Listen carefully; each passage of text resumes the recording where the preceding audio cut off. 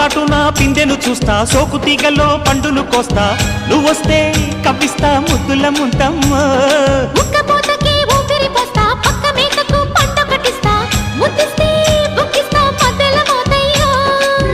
ఓలమ్మో పుకారులు షికారుగా రావమ్మో, ఎదలు ఎడెక్కిస్తే ఎట్టాబులమ్మో. ఊరయ్యో బజారులో మజాలకి రానయ్యో, పగలే పక్కెక్కిస్తే తంటాలేవయ్యో.